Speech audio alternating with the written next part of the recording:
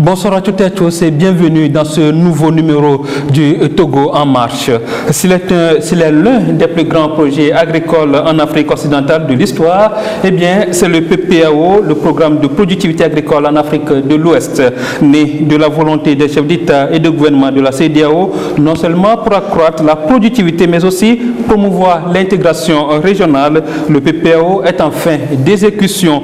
Au Togo, l'on est unanime, le projet a connu un succès significatif après 8 ans de mise en œuvre. À bien des égards, le PPAO a même dépassé les attentes. Est-ce vrai? Ici, sur ce plateau, avec moi, les différentes parties prenantes de ce projet. Tout à l'heure, ils nous diront ce que le PPAO a apporté de plus dans le quotidien des Togolais. Alors, juste à côté de moi, Dr Adjou Rahim Alim Assiminou, il est le coordinateur du PPAO Togo. Bonsoir, docteur. Bonsoir, Pierre Soussoupo. Et merci d'être sur ce plateau ce soir. Merci beaucoup. Le PPAO est en fin d'exécution. Jusqu'ici, est-ce que c'est le sentiment de satisfaction d'une mission bien accomplie? Bon, exactement. Je tiens d'abord à vous dire merci. Merci pour le plaisir et l'honneur que vous nous faites de pouvoir échanger sur le PPAO. C'est vrai, le PPAO a été mis en œuvre, ça fait 8 ans déjà, depuis 2011. Aujourd'hui, pour revenir à ce que vous dites, oui, c'est un sentiment de satisfaction parce que dans l'introduction que vous faisiez d'ailleurs, je crois que tous les points que vous aviez dit sont exacts. Aujourd'hui, nous sommes satisfaits d'avoir conduit un projet où nous avons atteint l'ensemble des objectifs qui nous étaient assignés. Bon, j'en profite en même temps, comme vous l'avez introduit, pour dire qu'en fait, le PPAO, en réalité, c'est le programme de productivité agricole en Afrique de l'Ouest, qui est effectivement né de la volonté des chefs d'État de la CEDEAO. C'est un programme de la CEDEAO auquel 13 des 15 pays de la CEDEAO ont participé. L'objectif du programme, en fait, c'était de mettre en place au niveau de la sous-région une agriculture compétitive. Bon, nous allons y arriver, docteur. Nous sommes sur la présentation juste à côté du docteur Adou. Nous avons M. Mbatana Guéma, il est le directeur de l'entreprise Guéma Concept, une entreprise qui d'ailleurs porte son nom. M. Guéma, bonsoir. Bonsoir. Merci d'avoir parcouru près de 400 km pour être ici ce soir. Comment se porte votre entreprise Guéma Concept? Je vous remercie. Pour moi, c'est un réel honneur de me retrouver sur ce plateau avec vous. L'entreprise Guéma Concept se porte bien. Et je rappelle que vous êtes l'un des bénéficiaires, vous avez bénéficié de PPAO. PPAO vous a permis de développer le concept, ce que vous concevez et vous concevez et produisez. Absolument. Voilà. Oui, avec le PPAO, je peux dire que l'entreprise Guéma a fait un grand bond en avant parce que l'entreprise a connu le PPAO en 2015. Lors d'une invitation que nous avions reçue pour la Foire des jeunes entrepreneurs. Et à l'époque, nous avions pu déjà présenter au public ce que nous avions déjà généré comme technologie. Et je rappelle que l'entreprise Guéma Concept, nous concevons des équipements adaptés aux besoins spécifiques des utilisateurs sur le terrain. Et dans ce sens, nous avions déjà conçu et réalisé une décortiqueuse de grains de courge qui avait beaucoup intéressé le ministère de l'Agriculture. Et à l'issue de ça, nous avons connu tous les instruments financiers du PPAO et nous nous sommes fait accompagner. Et voilà, le PPAO vous a apporté, vous a donné un coup de pouce qui aujourd'hui vous permet d'aller beaucoup plus en avant. Nous allons revenir à vous, M. Guéma. Et juste à côté de moi, vous avez Mme Claire Quenom. Elle est de la coordination pour le suivi et évaluation par la société civile. Bonsoir, madame. Monsieur, bonsoir. Que la société civile s'intéresse au projet destiné au monde agricole. En tout cas, ça, on ne le vit pas au quotidien. Madame, qu'est-ce qui a suscité cet engagement à votre niveau? Oui, la société civile a été associée au processus de mise en place du PNSA, le Programme national d'investissement agricole et sécurité alimentaire. Et donc, il a été trouvé nécessaire que la société civile puisse accompagner le ministère de l'Agriculture et de Tantan pour qu'il y ait quand même un œil externe qui regarde avec les techniciens du ministère, et aussi que le partenaire principal du ministère de l'Agriculture, à savoir la Banque mondiale, a souhaité demander qu'il y ait le contrôle citoyen pour la phase additionnelle des projets PASA et PPAO. Et vous avez joué ce rôle de contrôle. Nous avons joué. Et de bout en bout, vous avez, je vais vous revenir au courant de l'émission. À l'extrême, nous avons Dr Ablédé Komlan. Il est l'un des bénéficiaires. Monsieur Ablédé, bonsoir. Bonsoir, monsieur Support. PPAO vous a également apporté son soutien, notamment dans le financement de la formation diplômante. Vous êtes aujourd'hui docteur grâce au PPAO. Tout à fait, monsieur Support. Je voudrais tout d'abord vous remercier de l'opportunité que vous m'offrez aujourd'hui pour venir témoigner de façon directe sur ce plateau de la formation que j'ai pu bénéficier grâce à l'appui du projet PPAO. Vous savez, une des composantes très importantes du projet PPAO, c'est de pouvoir renforcer les capacités des structures qui ont en charge la recherche et la vulgarisation agricole au Togo. Moi, je travaille à l'ITRA, Institut togolais de recherche agronomique, où nous faisons de la recherche pour générer des technologies au profit des producteurs agricoles du pays. Et donc, pour pouvoir être opérationnel, il était question de renforcer les capacités d'un certain nombre de chercheurs de l'Institut dont je fais partie. Et grâce à l'appui du PPAO, nous avons pu réaliser cette formation dont je vais vous parler après dans les... Voilà, un autre étudiant dont le PPAO a fait docteur, c'est bien M. Kolani Lankadjoua. Lui, il est hors caméra, il interviendra au moment opportun. Monsieur Kaloa, bonsoir, merci d'être avec nous ce soir. Et voilà, présenter le plateau de cette émission, mais avant de rentrer dans le sujet, je vous propose de suivre ce document que nous avons conçu et qui retrace les acquis et les résultats de ce projet. Suivons.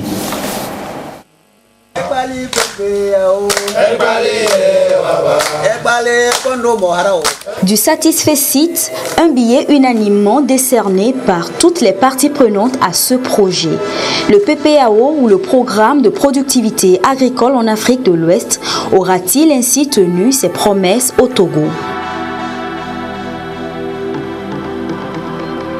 Nous partons sur les traces des réalisations engendrées par cet outil. Premier arrêt, quartier Ségbé, dans la périphérie de Lomé. C'est ici que tout se passe. Ici, nous produisons des pièces de précision. Nous faisons le dessin technique en 3 dimensions et nous sortons ces dessins, nous les introduisons en termes de données à nos ordinateurs et à nos machines numériques pour nous permettre de sortir nos pièces de précision. Nous avons les CNC, les machines numériques, ce qui nous permet de fabriquer toutes sortes de pièces et de fabriquer toutes sortes de machines. Et parmi les machines fabriquées, Logotrack, un mini-tracteur adapté aux réalités culturelles au Togo et en Afrique. Une innovation technologique qui a reçu le soutien du PPAO Togo. Logotrack fait partie des 20 technologies diffusées à travers des sous-projets du PPAO. J'ai commencé cette recherche sur fonds propres. J'ai beaucoup évolué. Je suis arrivé jusqu'à la 2e version de Logotrack. Si vous voyez, nous avons la première version qui est pleine de rouille. Là, on était vraiment en expérimentation. Nous sommes passés à la 2e version, là où c'est marqué Logotrack en haut avec le truc là. Et arrivé à la 2e version, nous sommes partis maintenant sur le terrain. On est retourné à la ferme et nous avons fait des tests. Nous avons constaté que cette 2e version avait certaines limites. Et ces limites-là, nous avons continué à pousser la recherche.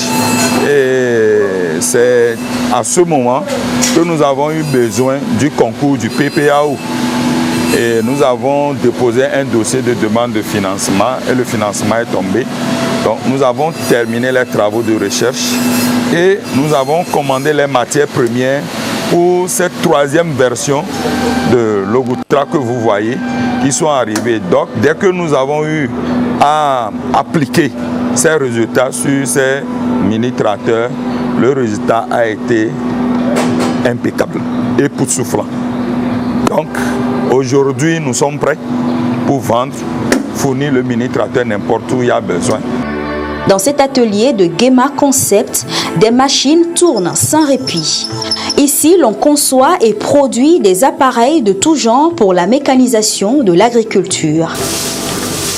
La dernière née des innovations technologiques promues par Gema, c'est bien cette moissonneuse batteuse, dernier prototype amélioré de son invention. Nous sommes dans la conception et la réalisation des outils agricoles adaptés aux besoins spécifiques des utilisateurs sur le terrain. Et avec l'accompagnement du PPAO, nous avons pu concevoir dans un premier temps des équipements pour mécaniser toute la filière courge. Nous avons fabriqué des broyeurs de courge, une première version de broyeur de courge qui permet de récolter mécaniquement les grains de courge. Ensuite, nous avons fabriqué une décortiqueuse de grains de courge que vous allez voir de l'autre côté. Et ici, cette fois-ci, nous sommes sur un autre modèle, un prototype d'une mini-moissonneuse batteuse de riz et de soja. C'est que quand vous prenez les problèmes qui se posent aux producteurs, c'est surtout au moment des travaux post-récolte. Le battage et vannage du soja et du riz pose beaucoup de problèmes aux producteurs. Alors, dans un premier temps, nous avions déjà conçu avec l'appui de la GIZ une batteuse, vanneuse, et qui résolvait aussi le problème de mobilité sur le terrain.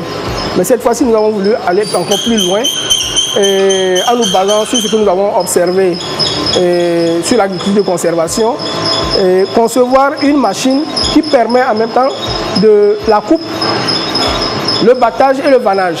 C'est-à-dire résumer tous ces travaux-là en une seule fois. On conduit l'engin et puis il coupe avec cette plateforme de coupe et rabat les produits coupés vers la chambre de battage et c'est battu. Les déchets sont jetés par ici et puis vous avez le grain qui est récupéré ici. Donc le paysan, en conduisant l'engin dans son champ, à la fin de son circuit, a déjà sa récolte. C'est ce que nous sommes en train de concevoir actuellement pour résoudre le problème de main-d'œuvre dans le domaine agricole. Le travail post-récolte des grains de courge est pénible et c'est surtout les femmes qui sont dans ce domaine. Et le décortiquage aussi se fait manuellement. Donc vous allez voir par exemple avec dans ceci, voilà, vous allez voir que nous avons fait comparer un décortiquage manuel qui se fait graine par graine et un décortiquage à la machine qui fait au moins 300 kg à l'heure. Donc ceci pour faciliter vraiment et relancer la production du goussi parce que les paysans ont tendance à abandonner cette culture à cause de la pénibilité des travaux post-récolte. Vous voyez, ça c'est la décortiqueuse que nous avons pu monter avec le soutien du PPAO et c'est ce que les femmes ont l'habitude de faire à la main pour obtenir le grain décortiqué. En 2019, on enregistre plus de 400 000 producteurs et transformateurs ayant adopté au moins une technologie améliorée rendue disponible par ce programme. À la Forge sans frontières, l'engagement rime avec les défis. Mettre à la disposition des producteurs des machines adaptées à leurs besoins. Avec PPAO, ça a été vraiment un appui pour soutenir la filière soja. Et dans cette optique, nous avons eu à fabriquer des batteuses. Donc c'était prévu dans le projet 25 batteuses, 15 pour Tchamba et 10 pour Sotoubois. Nous avons prévu également les torréfacteurs 10 torréfacteurs, 5 torréfacteurs pour Tchamba et 5 torréfacteurs pour Sotoubois. Donc à notre niveau, dans un premier temps, on était au nombre de 8. Mais aujourd'hui, avec les stagiaires, vous allez constater tout ce que vous avez avec moi. À partir de ce projet, les gens ont accepté se donner pour l'apprentissage ou bien pour étudier, connaître encore la construction mécanique. Donc nous avons des étudiants, ceux qui ont déjà le bac, on a plus de 6 personnes qui ont leur bac, qui ont accepté apprendre ce métier. Donc ça a permis d'ouvrir encore l'éventail. Et au niveau des paysans, aujourd'hui, ceux-là qui faisaient demi-hectare peuvent se permettre même d'aller à 5-6 hectares parce qu'il y a le matériel qui est à disposition. Si nous voulons parler aussi de ces farines riches du soja, ou bien ceux qui font l'élevage, ils ont la facilité, ce n'est plus à torréfier avec le charbon ou bien le bois, ainsi de suite. Nous avons 7 torréfacteurs qui sont prévus pour la circonstance. Donc disons que quelque part, il y a cette valeur ajoutée et chacun se retrouve. Aujourd'hui, Foi Sans Frontières, vraiment, avec l'appui de PPAO, nous avons eu un tour qui vient s'ajouter à ce que nous avons dans le temps, avec un magasin qui nous permet maintenant de bien ranger le matériel que nous avons. Ces technologies générées ont permis de cultiver plus de 364 000 hectares de superficie avec diverses spéculations. Dans ce village de Lada, dans la Kara, les paysans ont retrouvé le goût pour la culture du riz. Sous l'arbre à palabres, ils approfondissent leurs connaissances à travers un champ école agricole avec l'aide de techniciens agricoles. Avec les champs écoles, c'est encore 2-3 fois mieux que les réunions de sensibilisation qu'on faisait auparavant, où on diffuse les techniques sans démontrer et le producteur aussi n'applique pas des fois. Donc avec le champ école, par exemple pour le maïs, les producteurs arrivent maintenant à exploiter les parcelles qui étaient abandonnées à cause du triga, où maintenant ils réussissent en maïs et ils le récoltent. Ici, par exemple pour le repiquage du riz, ils semaient en bouquet et en grand nombre de graines et pour récolter peu, sans maîtrise d'eau, sans application de matière organique. Avec le série, je crois que je vois que c'est une grande école, même si la participation n'est pas grande là. La technique est utilisée par le petit nombre là, arrive à gagner, c'est-à-dire à informer d'autres producteurs dans le village et ça passe mieux que la sensibilisation simple. Les techniques apprises sont appliquées directement dans les champs. Résultat, l'année passée, j'ai fait sur la même surface, j'ai gagné des tonnes. Ça là, je ne peux pas. C'était miraculeux. On dirait que c'était la magie. Donc, on ne pensait même pas qu'un seul plan peut s'étaler et donner beaucoup comme ça. Franchement, pour dire la vérité, l'année passée, on est venu nous acheter. Avant, les bonnes femmes venaient mesurer, on amenait ça au marché. Mais comme le rendement c'était bon et le riz était un bon riz sélectionné, le riz parfumé, c'est d'après Niamtougou qui est venu nous acheter sur kilo. Le kilo était à 145 francs. Franchement, j'avais gagné plus de 600 000. J'ai construit, j'ai acheté un moulin à maïs qui est en train de fonctionner. Donc franchement, avant tu pouvais faire des hectares, tu ne gagnes rien. Les produits issus de ces champs sont soit commercialisés, soit transformés sur place. Dans les plateaux, les femmes vaillantes d'Anier, comme on les appelle, peuvent désormais mieux gérer leur mini-entreprise agricole. La fabrication du riz étuvé, c'est leur principal job. Avant que le soutien n'arrive, on faisait le riz comme nos parents le faisaient. Nous prenons le riz en même temps, sans vanner, mettre dans l'eau pour passer à la pré-cuisson. Donc on le faisait comme ça. Et après nous avons passé au décantage. Donc quand on le faisait comme ça, nous avons eu à bénéficier d'une formation de PPAO aussi, qui nous a formés sur les bonnes pratiques de l'hygiène pour le riz. Après aussi, nous avons l'ITRA aussi nous a formés. Donc c'est en ça que nous avons commencé par décanter et enlever les cailloux.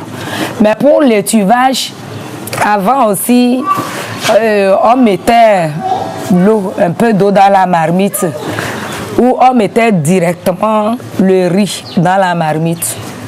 Donc le riz était en même temps en contact avec une petite quantité d'eau dans la marmite.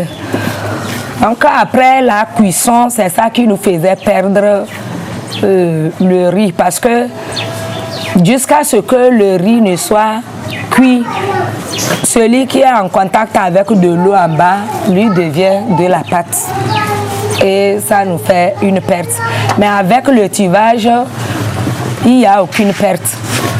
Et nous avons aussi un gain de temps parce que ça ne nous prend pas du temps avec le tuvage du riz. Et le riz aussi est encore plus propre qu'avant. Ici, le riz paddy subit plusieurs étapes de transformation avant d'être ensaché et prêt pour la commercialisation. Des appuis multiformes du PPAO Togo leur ont permis de s'imposer dans le milieu. Autre spéculation, le soja. Ces dernières années, le développement de cette filière gagne du terrain, en l'occurrence dans les plateaux. Dans cette ferme, l'étendue des champs que voici traduit l'engouement autour de cette légumineuse. L'introduction de l'inoculum de soja, un intrant à base des produits naturels développés grâce au soutien de ce programme PPAO Togo, a connu une amélioration significative, comme nous le confirme ce producteur. Voici ma parcelle inoculée et j'ai inoculé ça. C'est pourquoi encore c'est vert. Sinon, déjà le cycle, normalement, ça devait déjà perdre les feuilles. Bon, mais comme il y a un inoculum dedans, d'abord ça a gardé l'humidité, ça a fertilisé le sol, ça a fait que la plante ne perde pas vite ses feuilles, même s'il a la sécheresse. Et aussi, ça a donné beaucoup de gousses. Si vous pouvez voir, ici là par exemple, vous voyez, ça a donné beaucoup de gousses. Et les graines là aussi, quand vous voyez ça, elles sont grosses. Ce n'est pas petit. Donc tout ça là, c'est l'effet de l'inoculum. Les produits sont développés à partir de cette structure d'organisation non gouvernementale AGID. Depuis des années déjà, elle accompagne les producteurs. Le dernier produit, c'est Batigro. Ce produit a intéressé particulièrement le PPAO dans sa relation avec les producteurs de soja. Donc ce produit a été testé sur le terrain. Les producteurs l'ont trouvé vraiment intéressant. C'est dans ce sens que PPAO est intervenu cette année pour subventionner le coût de ce produit aux producteurs. Donc ça coûte chez nous ici à 2000 francs. Donc PPAO a acquis ça et l'a redonné aux producteurs à 500 francs. C'est une façon de les aider à acquérir ça facilement et à travailler pour un meilleur rendement. Et les productions s'expriment désormais en tonnage. Pour bien les conserver, le programme met à la disposition des producteurs des sacs pics. Ils sont conçus pour conserver aussi longtemps que possible les récoltes. Avec le produit phosphatique, ça avait tué et ça menait beaucoup de dégâts sur la santé à la population. Mais avec le sac PIS, nous mangeons à tout au moment que nous voulons. Et à part qu'on a stocké, il faut faire 1 an, il faut faire 6 ans avant de la consommer. Avec sac PIS, en matière de santé, c'est ça qui me plaît plus. Côté économique aussi, c'est avantageux. Et seulement ce qui est le problème, dès maintenant, on ne trouve plus le sac. Le programme de productivité agricole en Afrique de l'Ouest, initié par la CEDEAO, met aussi l'accent sur la production animale et halieutique. Dans ce centre, SIDAP, spécialisé dans la formation des jeunes en entrepreneuriat agricole, nous découvrons les traces du programme. Ici, c'est une parcelle de production de semences certifiées. De riz, c'est la variété IR 841. C'est ça que vous voyez, donc c'est le riz parfumé. C'est un riz qui est produit de façon écologique, sans intrants minéraux. Ici, nous avons utilisé beaucoup plus la matière organique et les fumures d'origine animale. C'est pourquoi vous voyez que la parcelle elle est luxuriante, elle se présente bien et nous sommes presque à maturité. Parler du projet PPAO, il faut parler du ministère de l'Agriculture. Donc c'est le ministère d'Ancrage, donc avec lequel nous avons été en partenariat. Et c'est le partenariat d'abord appui conseil et enrôlement dans d'autres activités, notamment de production de semences certifiées, de conservation des semences locales. Et quand le projet PPAO est arrivé au niveau national, donc nous avons aussi soumissionné. Et ça, c'était dans la sous-composante recherche. Et c'est dans cette thématique que nous avons aussi bénéficié des appuis PPAO au niveau de la réalisation des bacs, au niveau donc de l'achat des intrants, au niveau du poisson et du matériel, de petits équipements. Et au niveau du riz maintenant, nous avons bénéficié également de l'appui technologique pour former les populations. Donc, puisque avec le projet, il fallait aussi montrer qu'on peut produire le maximum de compost, il fallait recycler cette eau-là qui sort après les 2 semaines ou après les 3 semaines de vidange. Où est-ce que l'eau-là devait partir?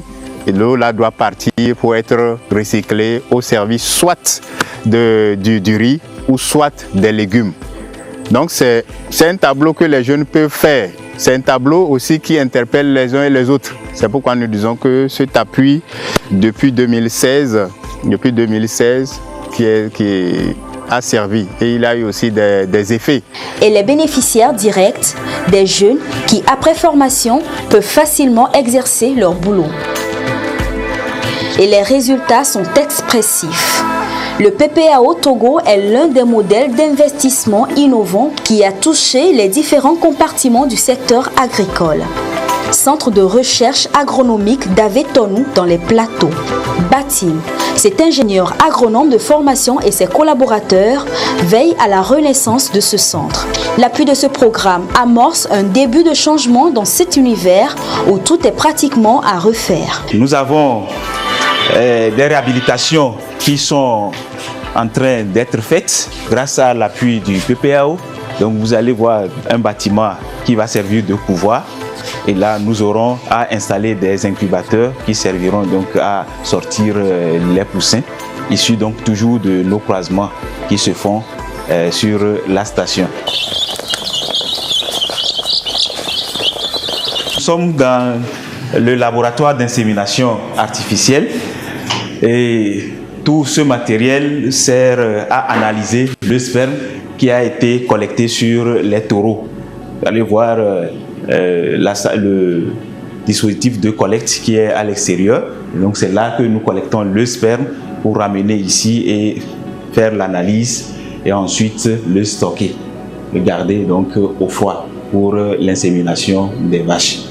L'objectif de ce centre, c'est d'améliorer la race locale des bovins et de la poule. Et donc pour ce faire, nous produisons des géniteurs, c'est-à-dire des sujets un peu plus améliorés et qui servent à être disséminés dans les élevages environnants et dans tout le pays. Le renforcement du secteur de la recherche va au-delà de ce centre. Le projet a financé 33 doctorats et 43 masters pour le compte des universités du Togo. Bien évidemment, pour contribuer à accélérer l'adoption et la diffusion des technologies améliorées pour une productivité accrue dans les filières agricoles prioritaires. Si vous allez voir M. Larré qui élève les pentades à Dabao, qui grâce au soutien du PPAO, il part d'une cinquantaine de pentades qu'il vend par an à aujourd'hui près de 400 pentades qu'il est capable de livrer. C'est des revenus de M. Larré qui sont augmentés. Si vous allez voir la femme étuveuse de riz d'Anier, qui aujourd'hui, grâce au PPAO, elle est capable de mettre sur le marché plusieurs dizaines de kilos de riz étuvé, alors qu'elle n'était capable de mettre qu'une dizaine de kilos. Vous verrez que les revenus de cette dame à Agné ont augmenté. Si vous voyez aujourd'hui Logo en train de mettre sur le terrain 7 mini-tracteurs capables d'être développés à échelle, c'est la capacité de cet innovateur qui est améliorée. Vous allez aussi voir ces femmes qui, pendant qu'elles devraient à la fois s'occuper de l'installation de cultures, aujourd'hui avec la décortiqueuse du sésame, elles n'ont même plus le temps de rester à côté de la machine. Il suffit simplement qu'elles le mettent dans la machine et la machine décortique, lave et extrait la graine de sésame. Elles n'auront qu'à aller juste vanner. C'est le temps de travail, c'est la productivité de cette culture qui est améliorée, c'est les revenus de ces agriculteurs et le temps qui est gagné par ces femmes et la réduction de la pénibilité de ce travail-là et qui est aussi obtenu grâce à ces technologies mises en place par le PPAO. Vous allez aujourd'hui à Kolokopé, vous avez une moissonneuse et andaineuse qui permet de produire du foin pour augmenter la production des géniteurs. Aujourd'hui, on développe des élevages dans les milieux ruraux grâce au noyau de géniteurs fourni par le PPAO. Vous allez voir le président de la coopérative des éleveurs à Cléhy qui, grâce au PPAO, au noyau, à l'accompagnement du PPAO, aujourd'hui gagne plus de 4 millions par an grâce à son élevage, comme aussi mon ami dans Agné qui gagne 7 millions sur son élevage de moutons par an. Ça, c'est des conditions, ce sont des revenus et c'est du concret, c'est du palpable dans la vie de nos producteurs et de nos productrices. La ferme de l'Arrêt que voici est l'un des visages humains de cette politique de l'espace communautaire. Longtemps, il a nourri l'ambition de devenir un éleveur professionnel des volailles et déjà, il voit le début de réalisation de son rêve.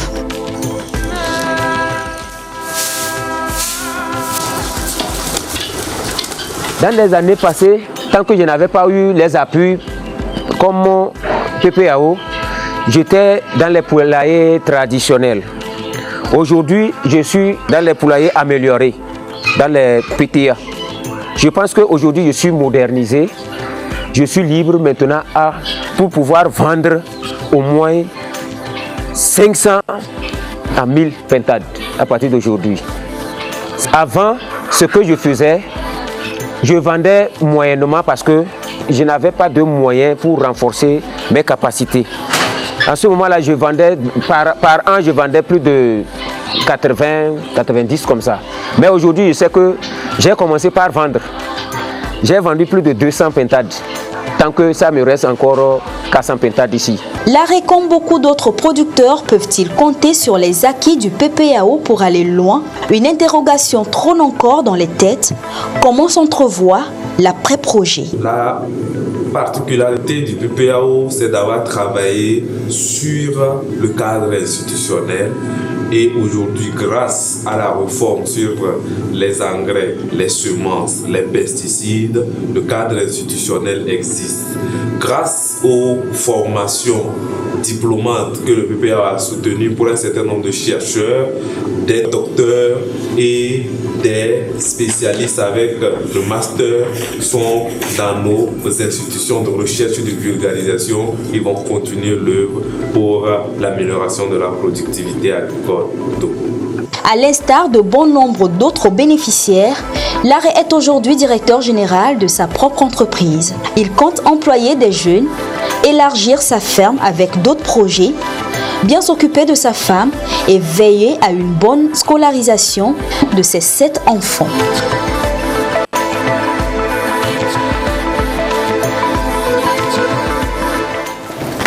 Et nous voici de retour sur ce plateau. La configuration, elle reste la même. Juste à côté de moi, vous avez Dr Adou. Il est le coordinateur du PPAO Togo. Monsieur le coordinateur, 8 ans 8 années de mise en œuvre aujourd'hui à l'heure du bilan, est-ce la satisfaction, elle est totale ou c'est moins satisfaisant ou alors c'est mitigé? Non, je crois que à la lumière d'ailleurs même de ce qu'on vient de voir, je crois qu'on n'a plus vraiment besoin de faire de commentaires, mais je crois que vous avez su montrer certains aspects, certains résultats du projet, mais je crois globalement, comme je le disais à l'entrée, que le projet a été exécuté de façon satisfaisante. Nous ne le disons pas parce que c'est nous le disons aussi parce que les évaluations externes qui ont été faites par la Banque mondiale, parce que nous avions eu la dernière mission de supervision de la banque au mois de novembre. Donc je crois qu'on a été, on est sorti avec une notation satisfaisante. Et la particularité au niveau de PPAO, c'est que puisque c'est un programme, donc il y a toujours des rencontres régionales qui se font après les missions de supervision. Bon, au jour d'aujourd'hui, il y a 4 pays qui sont encore dans le PPAO parce qu'il y a le Togo, le Bénin, le Niger, la Guinée, dont le projet va terminer bientôt en décembre. Donc, lors de la dernière rencontre à Abidjan, puisque les pays sont notés, donc on était tout heureux aussi de savoir que le PPAO Togo a été noté satisfaisant, comme d'ailleurs la Guinée. Donc, les 2 autres pays ont été moyennement satisfaisants. C'est pour vous dire que le jugement que l'on fait aujourd'hui n'est pas un jugement personnel, mais ça tient compte aussi du regard que les autres ont vu par rapport à la mise en œuvre du projet. Je crois qu'aujourd'hui, on peut être satisfait de ce qu'on a fait. Madame Kenom, vous portez le même regard que les autres ont sur le PPAO Togo? Oui, il y a des choses qui ont été faites, réalisées sur le terrain et que le documentaire nous a montré tout à l'heure. Et nous trouvons qu'il y a les techniques pour qu'on puisse améliorer la productivité ont été apportées. Il y a des techniciens qui fabriquent des outils pour réduire la pénibilité du travail agricole. Il y a les producteurs qui ont mis des produits sur le marché. Et ce que nous avons trouvé comme élément de succès du PPAO est la vulgarisation du SRI, et les producteurs ont témoigné qu'avec le SRI, la production du riz est satisfaisante et est promotrice. Quand vous allez à Gomeglozu, à Ngotien ou à Mousoukope, ils vous disent que vraiment il y a du riz et on ne trouve même pas de marché pour ce riz-là. Mais il faut quand même améliorer certaines choses parce que le contact, celui qui produit ce riz-là avec le système SRI, des fois ne trouve pas le contact avec le marché.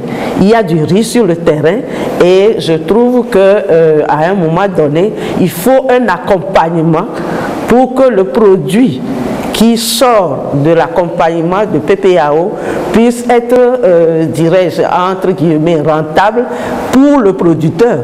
Parce qu'une chose est de produire, une autre chose est de pouvoir être rentable, améliorer ses revenus et ses conditions de vie. Et aussi... ça dit que le projet n'a pas envisagé ce côté de la chose. Est-ce qu'il était simplement question d'apporter la technicité au niveau des producteurs et pour ce qui concerne les débouchés, silence?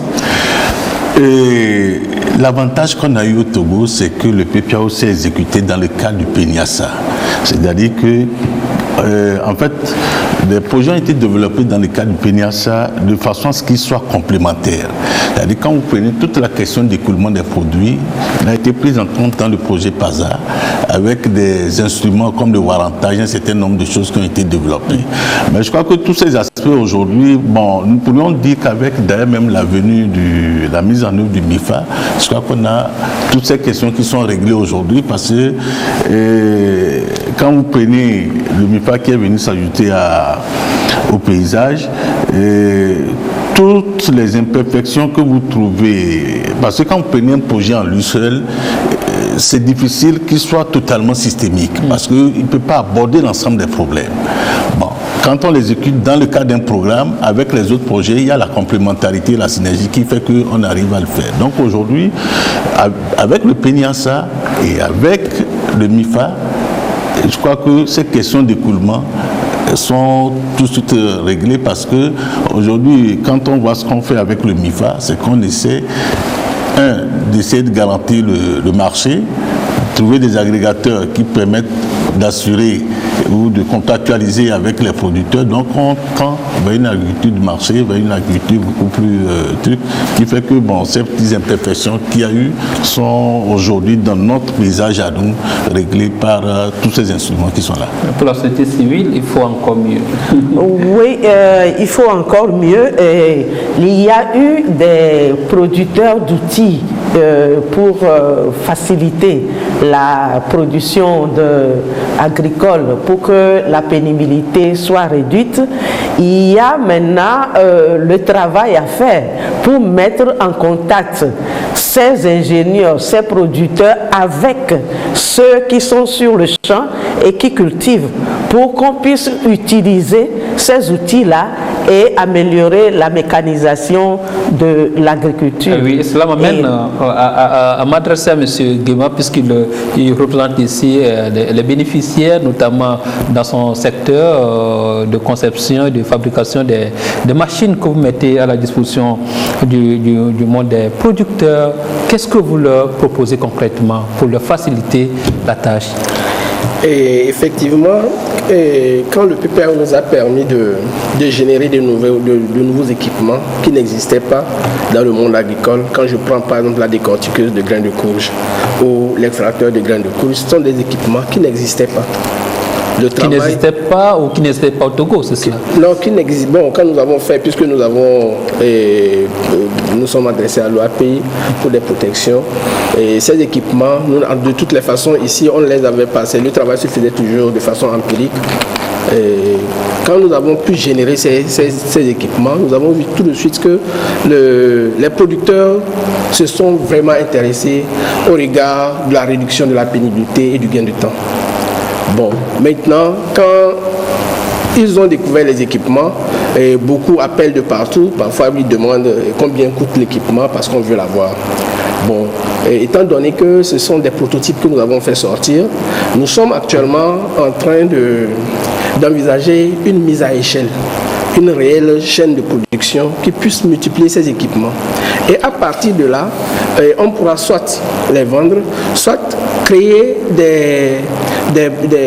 former des prestataires de services agricoles à partir de ces équipements pour qu'ils puissent les utiliser au moment venu et prester des services aux paysans qui n'ont pas peut-être les moyens d'acheter. Si moi je comprends bien, ça veut dire que les machines sont aujourd'hui produites et gardées dans vos usines, c'est cela? Non, elles ne sont pas encore produites et gardées. Nous proposons des alternatives. C'est-à-dire qu'on peut vendre pour ceux qui veulent s'en acheter et on peut aussi, des gens peuvent acheter aussi pour, comme je le dis, les prestataires de services agricoles.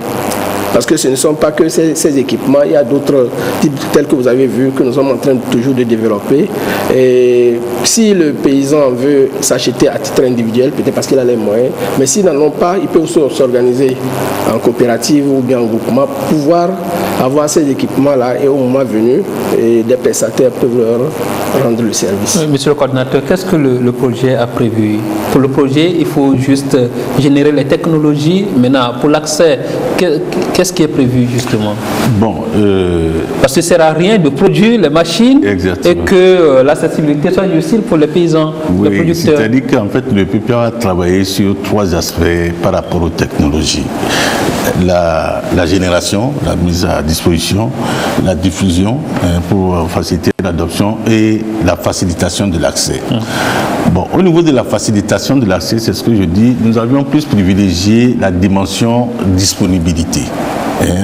En faisant en sorte que les technologies qui sont générées puissent être disponibles, en faisant en sorte aussi de subventionner pour certaines technologies l'accès aux producteurs. C'est pour ça que je dis qu'un projet en lui seul, c'est parfois difficile de prendre tous les contours. C'est vrai, c'est un problème au niveau des trucs qui sont générés parce que nous finançons la prévulgarisation, la prédiffusion de ces technologies qui sont générées grâce à l'appui du projet. Mais maintenant, leur diffusion à grande échelle, leur acquisition par les producteurs, je dis ça demande d'autres instruments. C'est en cela que je dis l'avènement du MIFA aujourd'hui est très salutaire parce que l'ensemble des technologies que nous avons aujourd'hui par rapport aux besoins que les producteurs ont, si sont accompagnés par le MIFA, je crois que les problèmes ne se poseront pas. Je crois que c'est pour ça que je dis, remercions aujourd'hui vraiment l'idée qu'il y a eu de mettre en place le MIFA parce que ça vient justement compléter tout ce que nous avions fait parce que c'est vrai, mettre en place une technologie, la diffuser, parce que l'accès, pas seulement en termes de disponibilité, mais en termes de financement, était vraiment un aspect que le projet n'avait pas vraiment pris en compte et que le MIFA aujourd'hui pourra corriger par rapport aux besoins que les gens pourront exprimer pour avoir ces technologies. Alors, docteur Ablédé, pour beaucoup, le PPAO est l'un des modèles d'investissement innovants. Vous qui avez bénéficié de ce projet, puisqu'il a financé, il vous a rendu docteur, si je peux me permettre de le dire. Comment est-ce que cela s'explique? Merci beaucoup. En fait, par rapport aux actions du PPAO, ce que l'on peut noter, il y a 3 actions prioritaires qui ont été réalisées sur le terrain. Vous allez voir tout d'abord que la première action a concerné l'appui à la génération de technologies. L'autre action, c'est comment aider à la diffusion des technologies qui existent déjà, aussi bien au Togo qu'ailleurs. Maintenant, pour moi, l'action la plus importante, parce que vous savez, pour pouvoir développer un pays, il faut des ressources humaines bien formées, bien qualifiées, parce que c'est ça même le soubassement. C'est sur cette base-là qu'on peut générer des technologies, les diffuser et développer tout processus. Et donc, l'action la plus importante pour moi, c'est le renforcement des capacités des chercheurs et des agents de vulgarisation. L'élément qu'on a suivi, il a bien dit, il y a au moins 43 masters qui ont été formés et plus d'une trentaine de docteurs. Et c'est tous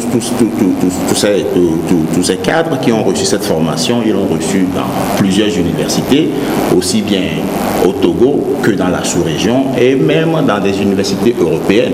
Aujourd'hui, nous sommes revenus et nous contribuons efficacement et quotidiennement aux activités de recherche et de développement pour pouvoir augmenter un tant soit peu la productivité agricole. Et tout ça, c'est pour le bénéfice des producteurs. Oui, moi je reviens à Madame Krenom. Le PPAO, on a étalé tout ce qu'il a apporté comme bénéfice au profit des producteurs. Mais vous qui êtes beaucoup plus proche de ce monde, comment est-ce que cela se ressent, surtout dans le panier de la ménagère? Je voudrais dire que d'abord parler un peu de la formation. Docteur, il a parlé tout à l'heure de chercheurs et puis de cadres qualifiés pour pouvoir travailler dans le secteur de l'agriculture. Mais nous avons regretté le fait que le PPAO s'est focalisé un peu trop sur les cadres supérieurs. Parce que quand nous allons sur le terrain, nous trouvons que les gens qui doivent accompagner, encadrer sur le terrain, être proches des producteurs, il fallait penser à ça aussi. Et c'est ça que nous avons regretté dans le domaine de la formation. C'était une mauvaise chose de porter ce soutien au cadre supérieur, mais il fallait aussi tenir compte aussi de ceux-là qui font le travail. Parce qu'entre la base et les cadres supérieurs, il y a quand même un vide qu'il faut remplir. Et je crois que comme le département, le secteur est un tout, et il faudrait qu'à l'avenir, on puisse penser à ça quand on aura d'autres programmes. Docteur Bédé? Je peux réagir un peu par rapport à ça. Elle a parfaitement raison, mais ce que madame doit savoir, c'est que tout cadre supérieur bien formé peut, en un court temps, former des dizaines et des dizaines de cadres subalternes qui vont être au service du développement agricole.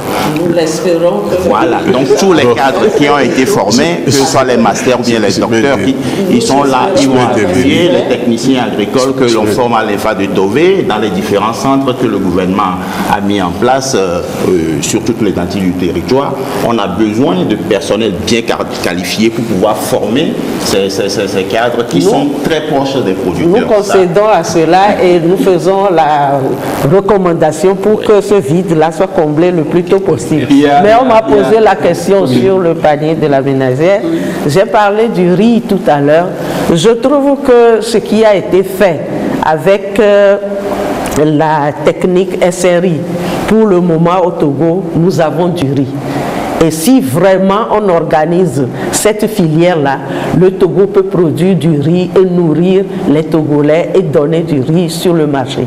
Mais nous avons constaté que la chaîne n'est pas bien connectée et qu'il y a du riz paddy sur le terrain et qu'il n'y a pas de riz à disposition pour que les consommateurs puissent en acquérir. Il y a du bon riz, il y a du riz qui se produit, mais il y a ce lien-là qu'il faut faire du champ à la table pour que nous puissions avoir du riz de qualité, nous puissions avoir du riz bio aussi. Parce que la technique a appris aux producteurs à fabriquer du compost, à ne pas utiliser trop de produits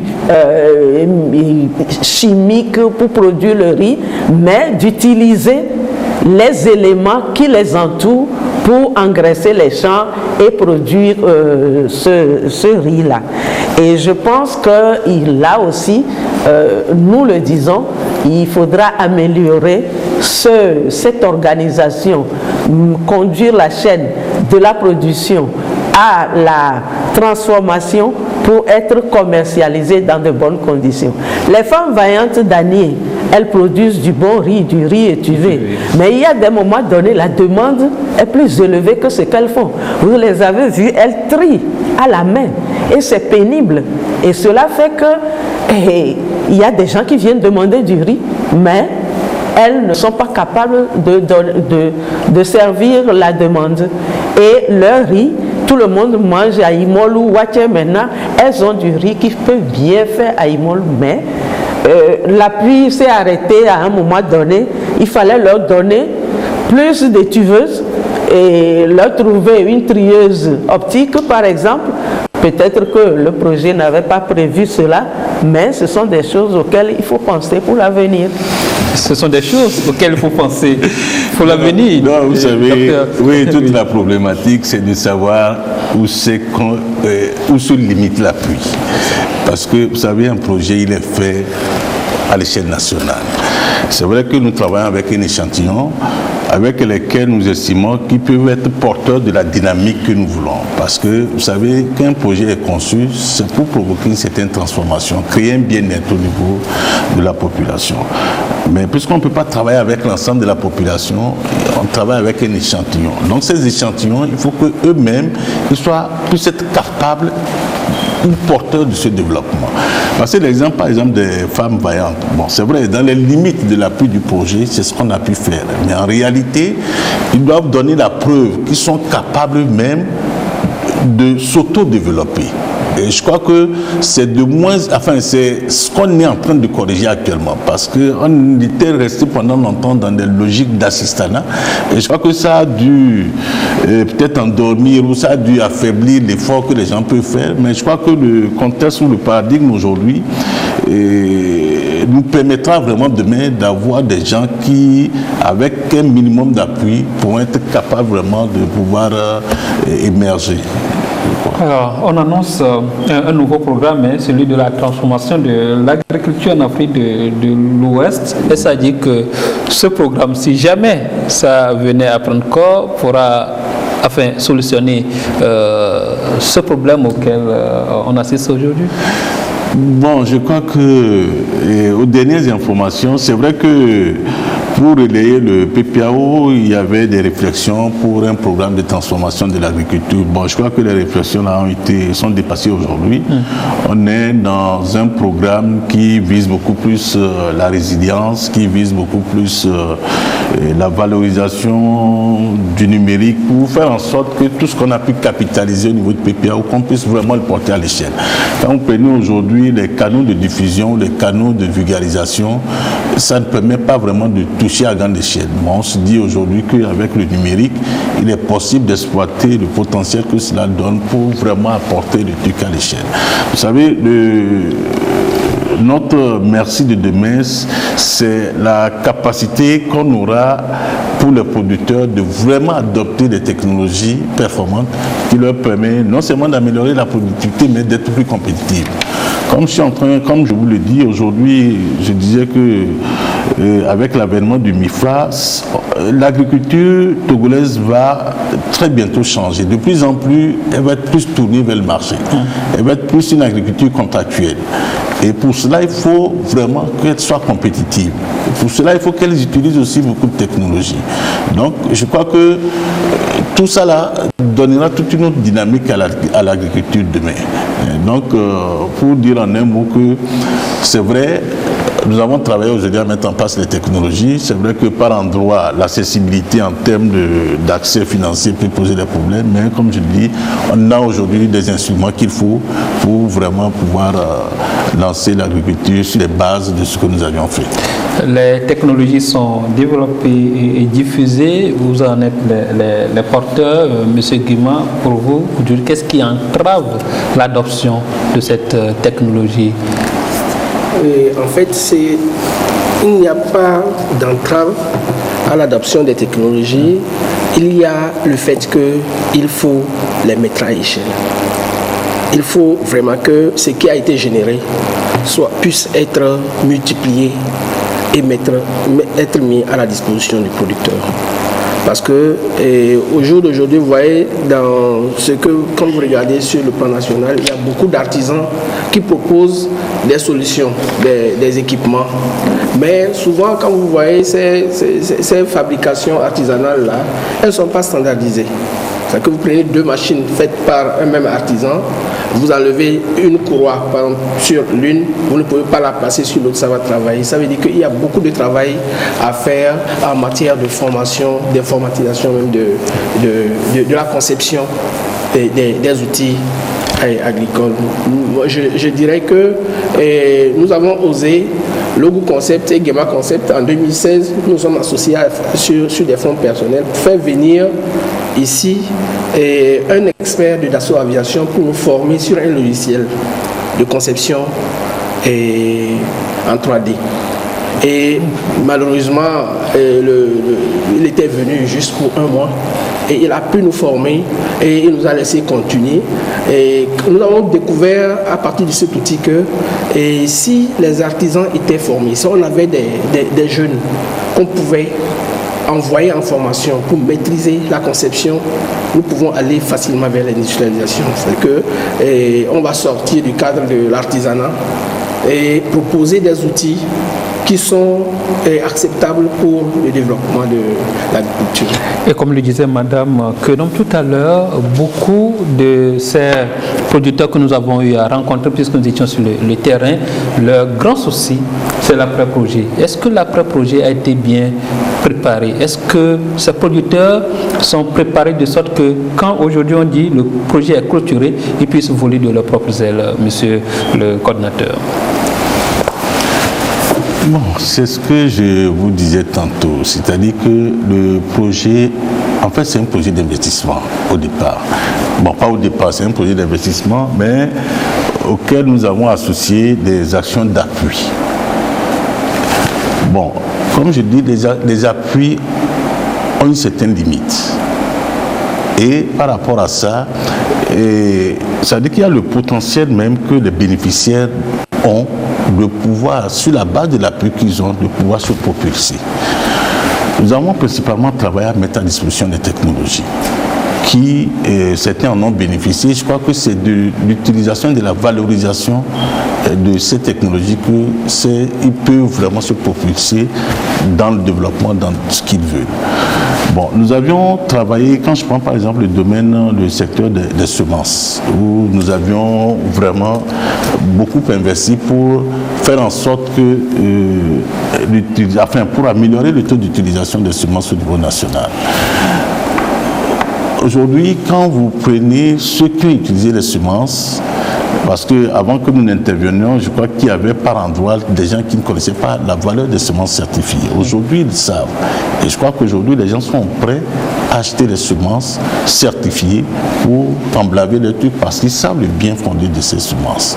Donc, je crois que tout le temps nous avions fait avec les technologies qui ont été mises à leur disposition, je crois que le potentiel que ces technologies ont donné, je crois, a convaincu les gens pour qu'eux-mêmes ils puissent vraiment l'adopter. Ça devrait être automatique, c'est ça? Ils ne sont pas préparés, formés à la chose, non? Non, si. Pour l'ensemble des technologies, il y a des formations. Parce que quand vous prenez par exemple le type de semences, nous avons travaillé avec le service de la vulgarisation, parce que tous les agents du système de vulgarisation accompagnaient les producteurs dans l'utilisation des technologies, dans la compréhension des technologies qui sont mises à leur disposition. Donc je crois qu'il y a ça qui a été fait, parce que c'est eux qui les aident dans les itinéraires, dans tout ce qu'ils doivent faire par rapport aux technologies qui sont à leur disposition. Et puisque vous êtes l'un des bénéficiaires ici, c'est exact, c'est ce qu'il dit. Oui, absolument, c'est ça, parce que... le projet prend fin, mais vous pouvez continuer à développer ce que vous savez déjà faire. On peut continuer parce qu'avec l'appui, nous avons pu aussi acquérir des équipements de fabrication, mais ce n'est pas encore pour une fabrication à grande échelle comme on le veut. Et parce que quand nous avons, toujours avec l'appui, nous avons pu faire des échanges, des voyages d'études, on a vu ce qui se fait par exemple en Inde. Et nous avons... Le projet vous a amené en Inde? Oui, je suis allé en Inde pour observer l'agriculture de conservation. Et à l'issue, c'est de retour de l'Inde que je me suis dit, je vais commencer par fabriquer une moissonneuse batteuse à notre échelle. Parce que l'agriculture de conservation, vous savez, sans ces types d'équipements, vous ne pouvez pas l'appliquer. Et j'ai commencé pour sortir. Nous avons déjà, la moissonneuse est déjà allée sur le terrain pour des essais et ça a été satisfaisant. Nous continuons par voir si c'est possible de générer des autres équipements parce qu'il n'y a pas que la moissonneuse, il y a aussi des semeuses adaptées. Et tous ces équipements-là, nous pensons que nous pouvons les réaliser. Mais pour les réaliser à grande échelle, il faut des équipements plus performants que ce que nous avons actuellement. Et il faut aussi qu'on nous aide vraiment à encadrer ceux que nous voulons qu'ils nous assistent. Parce qu'il y a beaucoup d'apprenants qui voudraient bien suivre, mais souvent nous avons ce problème-là. Ils commencent mais ils ne terminent pas. Parce que peut-être les moyens manquent pour aller jusqu'au bout. Nous, on voudrait qu'ils aillent jusqu'au bout et adopter vraiment la fabrication à échelle. Docteur Abdidi, nous tirons vers la fin de cette édition. Pour vous, le PPAO aura-t-il balisé la voie à la mécanisation de l'agriculture au Togo, par exemple? Oui, merci beaucoup. En fait, quand vous voyez notre système de production agricole, l'agriculture togolaise en général, vous allez voir qu'il y a une dizaine d'années, la mécanisation n'est pas rentrée vraiment dans la culture des agriculteurs. Et donc avec l'appui de ce projet, en termes de technologie générée, en termes d'appui à la conception d'outils agricoles, je me suis dit qu'aujourd'hui, on peut le dire, l'utilisation du matériel agricole est rentrée dans le quotidien d'un certain nombre de producteurs. Et comme l'a dit M. Guéman, il va falloir également qu'on puisse mener d'autres actions avec l'aide de l'appui d'autres projets pour que cela puisse être mis à l'échelle. Pendant que vous avez encore la parole, ça va être peut-être votre mot de la fin. Oui. En quoi vous avez eu à faire votre thèse? Oui, au fait, moi j'ai fait ma thèse. Quelle sera son utilité pour le monde? à fait. Merci beaucoup. J'ai fait ma thèse à l'université du Ghana, à Legon, à Accra. Je suis chercheur en sciences des sols et j'ai travaillé sur le phosphore. Parce que vous savez, le phosphore, c'est un élément très important pour la croissance et le développement des plantes. Et donc, j'ai travaillé sur la gestion du phosphore dans dans la production de riz, de bas-fond, sur quelques sols acides du Togo. Et avec cette thèse, aujourd'hui, j'ai des compétences qui vont pouvoir me permettre de proposer des technologies en termes de doses efficaces à apporter pour produire du riz en quantité et en qualité. Et quand vous êtes à l'ITRA, vous y ateliez déjà, j'espère? Oui, je suis dans ça quotidiennement. Et je profite, comme vous l'avez parlé de mot de fin, pour remercier la Banque mondiale, le projet PPAO qui a été mis en œuvre en ancrage avec le ministère de l'Agriculture.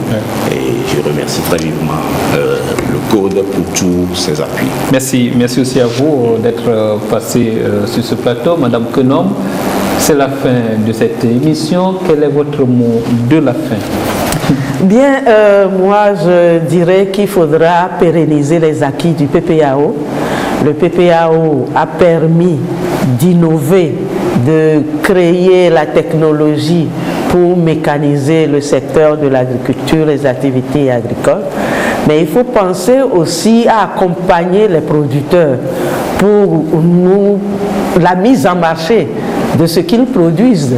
Et la mise en marché n'est pas seulement à avoir accès à un financement pour faire le travail. Il y a tout l'accompagnement, renforcement des ressources humaines.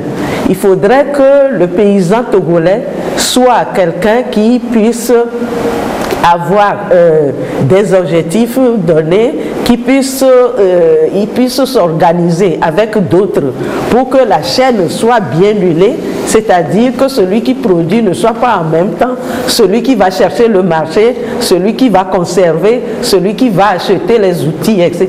Il faut qu'il y ait des structures de conseil, d'appui pour que les acquis du PPAO puissent être pérennisés. Et là, nous sortons du chiffre, du financement, de l'argent, mais nous allons dans la ressource humaine qu'il faut améliorer pour le développement du secteur. Merci beaucoup, Madame Kenom. Monsieur Guéma, vous avez déjà vos prototypes qui sont sur place. Ce que vous attendez, c'est qu'on arrive à multiplier cela, à les mettre à l'échelle. Et surtout qu'il y ait un changement de paradigme dans la tête de nos jeunes. Et très souvent, quand ils viennent en formation, ils voient ce qu'on fait et ils disent que c'est sorcier. Il faut qu'on leur dise qu'en fait, quand on trouve une solution, le problème devient banal. Donc, on voudrait que les gens se disent que c'est possible de concevoir par nous-mêmes des équipements, des solutions adaptées à nos réalités. Voilà. Et que ces jeunes, s'ils s'intéressent, qu'on les accompagne vraiment à aller vers des études plus approfondies pour aider à la conception et à la réalisation. Merci beaucoup, Monsieur Guéma, d'être venu. Vous avez quitté depuis Sokoré pour être les nôtres ce soir.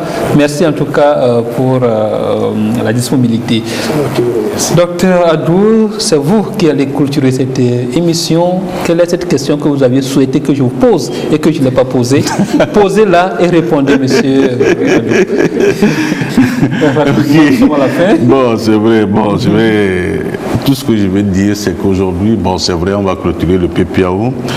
Le PPAO va se clôturer en laissant un service de recherche et un service de vulgarisation renforcé, plus efficace, qui sont aujourd'hui capables de faire face aux grands défis de demain. Parce que toutes les ambitions que nous nous donnons aujourd'hui, que ce soit dans le cadre du PND, avec toute la transformation qui est attendue, avec le développement des pôles de transformation agricole, je crois que tout ça ne peut se faire sans un service de recherche efficace et performant.